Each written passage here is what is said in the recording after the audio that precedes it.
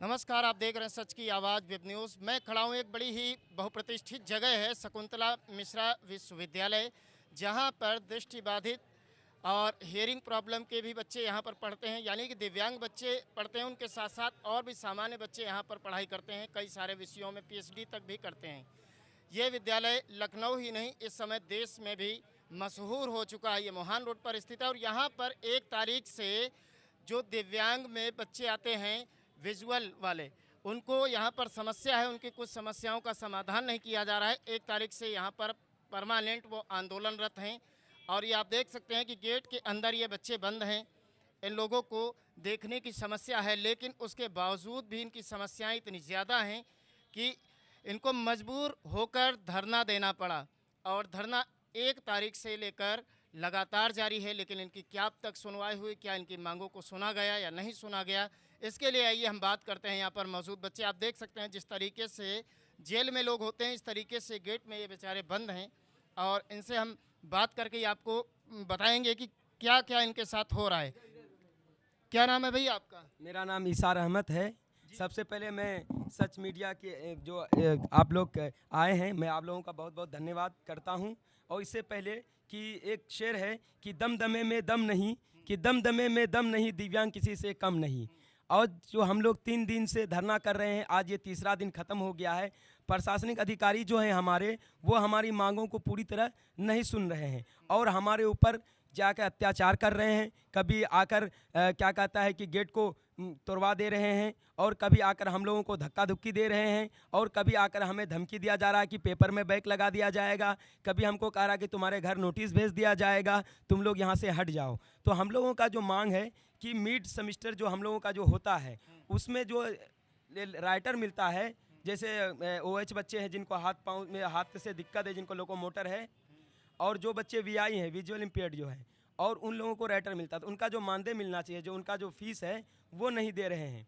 और उसके बाद ये लोग पेपर करा रहे हैं। पेपर जो कराना है ठीक है, कराइए, पेपर होना चाहिए, लेकिन कोर्स अभी टाइम पे पूरा नहीं होता है। और दूसरी बात यह है कि जो हमारे पढ़ाने के लिए आते हैं, हमारे पास HI बच्चे होते हैं, जो होते हैं हियरिंग इम्पेयर्ड बच्चे, जो मुखबधिर बच्चे होते हैं, उन लोगों को जो है कि वो सुन भी नहीं पाते हैं और कोई बोल भी नहीं पाते हैं। तो उन लोगों के लिए एक साइन टीचर की ज़रूरत पड़ती है। वो साइन टीचर भी किसी भी क्लास में नहीं आते हैं, कभी आते हैं कभी नहीं आते हैं। और एक क्लास BA का जिसमें डेटा कलेक्शन का क्लास होता है, उस क्लास में 8 बजे वो क्लास स्टार्ट हो जाती है, अभी तक एक भी टीचर उसमें नहीं आए। और उसमें से HI बच्चे तकरीबन 100 से अधिक बच्चे हैं। ये बताइए वो बच्चे कैसे पेपर देंगे? जो वो बच्चे वो साइन में उसको नहीं बताया गया, वो कैसे पेपर देंगे? जब वो बच्चे अपनी मांगों को पूरी करने जाते हैं तो कहते हैं कि ये लोगों को पढ़ने से कोई मतलब नहीं है, ये लोग फालतू के पढ़े हैं, खाते हैं पीते हैं, और क्या कहता है कि ये लोग यहाँ पर बच्चों को पढ़ाई में डिस्टर्ब करते हैं। मिनट रोकूंगा। क्या कहते हैं? खाते हैं पीते हैं पढ़े हैं। तो क्या सवाल ये उठता है, क्या यूनिवर्सिटी के पैसे पर वो पढ़े हैं? क्या गवर्नमेंट इनको पैसा नहीं दे रही है? कहीं ऐसा तो नहीं है? अगर गवर्नमेंट पैसा नहीं देगी तो वो हमसे पहले वही भाग जाएंगे, वो यहाँ नहीं रुकेंगे। क्योंकि हमारे माता पिता तो हमको किसी तरह पैसा दे के भेज देंगे, लेकिन वो खुद एक स्वयं माता पिता है, वो एक क्या कहता है रिस्पॉन्सिबल पर्सन है। उनको खुद सोचना चाहिए कि पैसा जब मिलता है तो उन्हें देना चाहिए या कि अपने जेब में बेईमानी करके रख लेना चाहिए। यहाँ के जितने प्रशासनिक अधिकारी हैं वो सब लोग हम लोगों को आए दिन किसी ना किसी बात का धमकी देते हैं। अगर जैसे ये रोड है, अभी यहाँ पे ये रोड देख रहे हैं, मैं यहाँ से 4 साल का विद्यार्थी हूँ, आज तक इस रोड को कभी बनाया नहीं गया।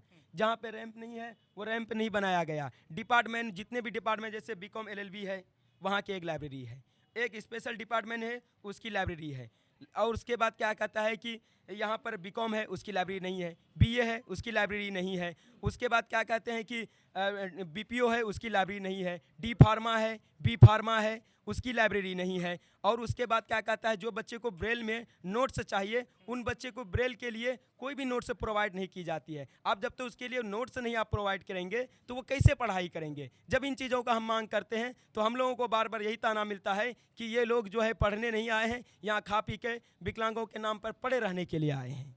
आप बताइए हम लोग क्या करें? थोड़ा सा आगे आ जाइए, इधर इधर आ जाइएगा। ये बताइए, ये जो एक माहौल दिखाई दे रहा है, ताला बंद है, 1 तारीख से लगातार आप लोग संघर्ष कर रहे हैं, क्या आप लोगों की बात किसी ने सुनी अब तक?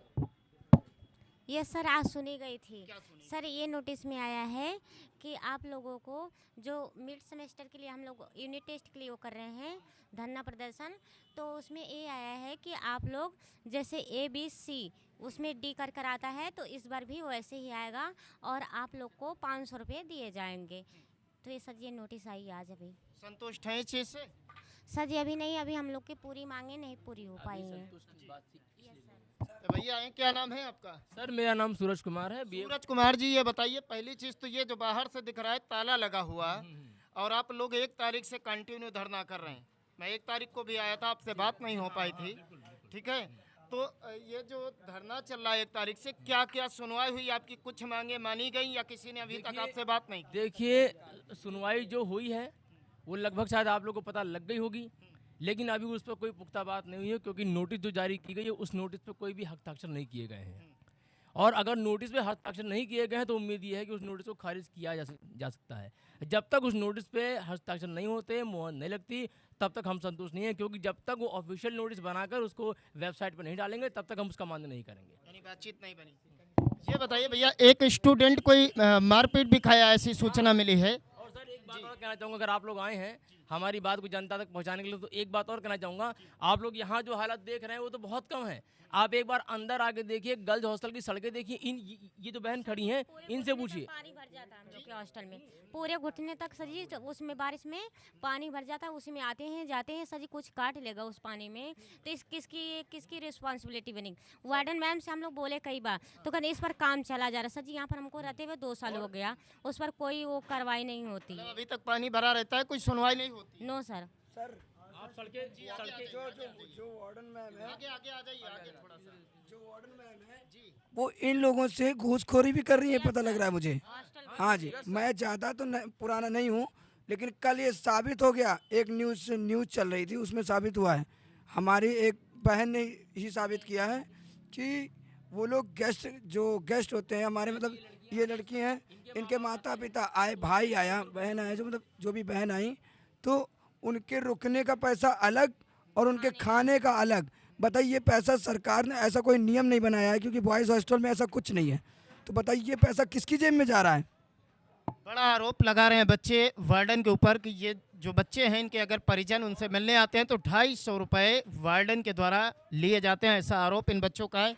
जी बताइए, क्या ये आरोप सही है? और दूसरा सर, जो इनके गर्ल्स हॉस्टल के टॉयलेट हैं उनमें सबसे बड़ी बात, पहली बात तो सफाई नहीं होती, और सफाई कहीं भी नहीं होती, चाहे बॉयज़ की बात करें या गर्ल्स की बात करें, सफाई कहीं भी नहीं होती। अगर हम बच्चे आवाज़ उठाते हैं तो हम लोग को वही ताना देते हैं कि तुम लोग यहाँ पढ़ने आते हो कि धरना करने आते हो, और पीछे वाला गेट काट दिया आज में।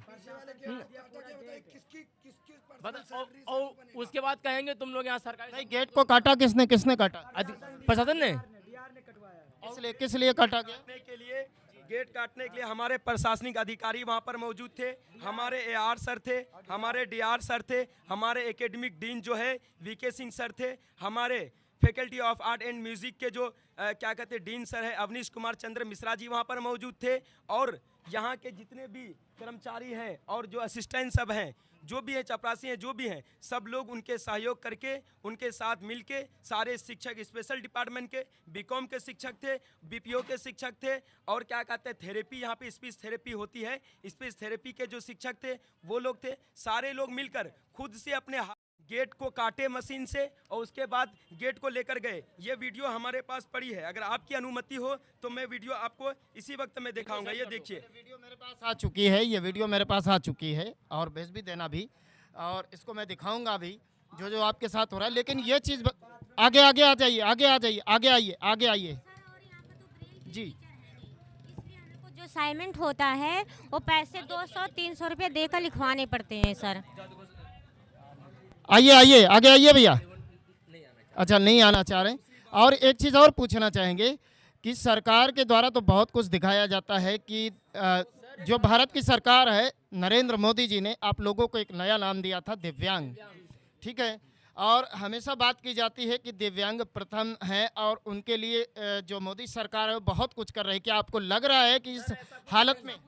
सर देखिए, बात ये है कि सर जी हमारी तरफ से, सरकार की तरफ से जो दी जाती है वो बात सही। देखिए, लाभ फंड पास होता है, पैसे आते हैं, हर चीज़ आता है, लेकिन हमारे यहाँ के शिक्षक और प्रशासनिक अधिकारी इतने भ्रष्ट हैं, इतने बेशरम हो गए हैं और इतने लाचार मतलब बच्चों को करना चाहते हैं कि सारे के सारे पैसे अपने जेब में रख लेते हैं। यानी आपके कहने का मतलब है ऊपर से पैसा चलता है लेकिन नीचे जो है बच्चे यहाँ खा जाते हैं। सरकार की इसमें गलती नहीं है, यहाँ के प्रशासनिक और टीचर और यहाँ के जो क्या कहते हैं कुल सचिव हैं, कुलपति महोदय हैं, ये सब के हैं। और अभी तो मुझे कुछ बात सुनाई बात है, अब अभी कान में आई है कि कहने ये भी जा रहे हैं कि अगर धरना ये सुबह तक नहीं खत्म किए तो इनको घसीट कर लाठी मारो। ये बताइए, दिव्यांग पर जब लाठी चार्ज करना मना है तो इस तरह की बातें एक शिक्षक होकर जब आप करेंगे तो हमें गुणवत्तापूर्ण कैसे बना सकते हैं? ऐसी सूचना मिली है एक बच्चे को मारपीट भी हुई, वो चोटिल हुआ है, क्या है उसका मामला? मतलब बच्चा ये कह रहे हैं कि मतलब अगर वो लोग धरना नहीं हटाएंगे तो उन लोगों पे लाठी चार्ज करवा दिया जाएगा। एक बच्चा हॉस्पिटल में भर्ती, ऐसी भी सूचना मिल रही कि आपको उस बच्चे पर एक हमारे स्पेशल डिपार्टमेंट के शिक्षक हैं ठीक है, विजय शंकर शर्मा सर, उन पे कहा जा रहा है कि वो बच्चे को मारा है, लेकिन उनके प्रति जो वीडियो या मारपीट करने की वो अब तक प्राप्त नहीं हुई है। लेकिन उस बच्चे को हॉस्पिटलाइज किया गया है, वो बच्चे हॉस्पिटल से आ गए हैं, अभी सही हैं। बस थोड़ा सा क्या है कि अभी हरासमेंट के कारण वो यहाँ पर अभी मौजूद नहीं है, लेकिन उस बच्चे को मारा गया है, ये बात आई है, लेकिन उसकी कोई वीडियो नहीं मिली है। लेकिन वो क्या है वो उसको जब हम खुद उठाए हाथ से एम्बुलेंस में बैठाए, उल्टी किया, पानी के बोतल से उनको धुले, मुंह हाथ धुल के उनको वहाँ हॉस्पिटल में पहुँचे। वो बच्चे देना चाहते थे बयान, लेकिन शिक्षक दोबारा उनको इतना डराया जाता है कि तुम्हारे घर भेज देंगे, तुमको यहाँ से ये कर देंगे, तो वो बच्चे डर गए। आप बताइए, हम जैसे दिव्यांग बच्चों को अगर यहाँ से निकाल देगा, हम आप तो जानते ही हैं समाज में दिव्यांगों को ऐसे दुष्टकर्मी से देखा जाता है, अजीब नज़र से देखा जाता है, अछूत माना जाता है। जब अब हम यहाँ पर आते हैं, सरकार हमको यहाँ पर पढ़ने का अवसर दिया है, आप भी हमको यहाँ से छीनेंगे तो ये बताइए हम कहाँ जाएंगे? एक आखिरी सवाल है, आगे आ जाइएगा। एक आखिरी सवाल ये है कि 1 तारीख से आप लोग यहाँ पर धरनारत हैं, अगर आपकी मांगे नहीं सुनी जाएंगी या तो ये धरना कब तक चलता रहेगा? जब तक हमारी मांगे ना पूरी हो जाएं। जी सर, हम सर देखिए, हम आपकी बातों को थोड़ा सा बदलना चाहेंगे। जो हमारी सरकार करती है हमारे लिए ठीक है, हमारे लिए सरकार करती है, लेकिन जैसे आपने कहा कि मोदी जी ने हमारे लिए सब कुछ किया, हम उनके आभार व्यक्त करते हैं, वो करते हैं, उनके लिए जो भी करते हैं, लेकिन यहाँ हम तक पहुँचता कितना है? जमीनी स्तर पर वही चीज मैं पूछ रहा हूँ। मोदी जी तो बोलते हैं आपके लिए बहुत कुछ करते हैं, लेकिन वो तो कह रहे हैं कि भ्रष्टाचार भी नहीं है, तो आप लोग बोल रहे हैं कि भ्रष्टाचार भी है। इसके लिए हम सब बैठे हैं। दिव्यांग, जैसे उन्होंने 2016 में दिव्यांग विकलांगों का नाम दिव्यांग कर दिया। क्या है? उसके बाद अगर मैं इस विश्वविद्यालय की यदि बात करूं तो यहाँ 50% आरक्षण दिव्यांग बच्चों का है। अब बात रही दिव्यांग बच्चों की एजुकेशन की, तो वो स्पेशल हैं। स्पेशल के लिए अगर हम विद्यालय का ऑब्जर्वेशन करें तो कोई नहीं है। जैसे एक ऐसे बच्चे जो ना देख पाते हैं ना सुन पाते हैं, उनके लिए हम मतलब डिजिटल बोर्ड का उपयोग करते हैं। विश्वविद्यालय में एक भी डिजिटल बोर्ड नहीं है। और बात रही जो बच्चे ना देख पाते हैं उनके लिए, तो उनके लिए ना तो बुकें हैं, वो ऑडियो बुक से पढ़ते हैं, ना ऑडियो बुक हैं, ब्रेल लिपि से पढ़ते हैं, ना ब्रेल लिपि की बुकें हैं। तो भैया किस प्रकार की आप स्पेशल सुविधाएं दे रहे हैं, ये तो विश्वविद्यालय से एक सवाल बनता है ना। और हमने 2023 नवंबर से 2024 3 दिसंबर तक पिछली साल 10 दिन का धरना प्रदर्शन किया था, जिसमें विकलांग कल्याण उत्तर प्रदेश के मुख्यमंत्री श्री नरेंद्र कश्यप जी आए थे। उनके समय हमारे रजिस्ट्रार और वाइस चांसलर सर ने ये आश्वासन दिया कि आपकी ब्रेल लिपि, ऑडियो बुक, विश्वविद्यालय में CDD कैमरे, ये सब विदित 15 से 30 दिन में हो जाएंगे। नहीं पहुँचे। वही मतलब आज एक समथिंग 15 महीने हो चुके, कोई ऐसा कुछ नहीं है। और हम ये चाहते हैं कि ये आवाज़ आज श्री नरेंद्र कश्यप जी तक पहुँचे, और वो भी देखें कि जिन अधिकारियों ने मुझे आश्वासन दिया था कि मैं आपके विश्वविद्यालय में ये काम 15 से 30 दिन में करा दूंगा, क्या ये हुआ? प्लीज आपसे मंत्री जी महोदय निवेदन है कि इस चीज़ को आप संज्ञान में लीजिए। जय हिंद। ये दर्द है उन बच्चों का, ये दर्द उन बच्चों का है जो देख नहीं सकते, सुन नहीं सकते, बोल नहीं सकते। उनके लिए मोहान रोड पर स्पेशल एजुकेशन की व्यवस्था की गई, विश्वविद्यालय बनाया गया कि उनको गुणवत्तापूर्वक सुविधा दी जा सके शिक्षा की। लेकिन जो सवाल उठ रहे हैं बच्चों के द्वारा, जो आरोप लगाए जा रहे हैं, बहुत ही ज़्यादा गंभीर आरोप हैं कि उनके पास ब्रेल लिपि की व्यवस्था नहीं की गई है, कई सारी खामियां। और उसके साथ साथ अभी एक बच्ची ने आरोप लगाया कि पानी भरा है रास्ते पर, यह भी बड़ी चीज़ है। और आरोप मंत्री नरेंद्र कश्यप जी के ऊपर भी लग रहे हैं, जिन्होंने यहाँ पर आकर के बच्चों को आश्वासन दिया और 15 महीने बीतने के बाद भी उपकरण अभी तक यहाँ पर नहीं पहुँचाए गए। यानी अगर देखा जाए तो जो आरोपों की है वो यहाँ पर झड़ी सी लग गई है और ये बेचारे जो बच्चे हैं ये आज 3 दिन से कंटिन्यू यहाँ पर गर्मी भी बढ़ रही है, उसके बावजूद भी धरना देने के लिए मजबूर हैं। लेकिन इनको सिर्फ अभी आश्वासन दिया जा रहा है, लिखित में कुछ भी नहीं दिया जा रहा है, कोई आधिकारिक पुष्टि नहीं की जा रही जो चीज़ इनको दी जा रही है। इस वजह से ये लगातार धरनारत हैं। और आप देख सकते हैं हमारे पीछे ये सभी लोग इस गेट के अंदर बंद भी हैं। एक गेट नहीं, एक जेल की तरह दिख रहा है। ये पोजीशन है उन बच्चों की जो यहाँ पर धरना देने को मजबूर हैं। और भारत के प्रधानमंत्री नरेंद्र मोदी जी ने जिनको दिव्यांग शब्द से नवाजा है, उनकी ये हालत लखनऊ में है। अगर माननीय नरेंद्र मोदी जी आप तक आवाज़ ये पहुँच रही तो इन बच्चों की तरफ ध्यान अवश्य दिया जाए। आप हमारे साथ आगे भी खबरों को देखने के लिए बने रहें। आप देखते रहें सच की आवाज़ वेब न्यूज़।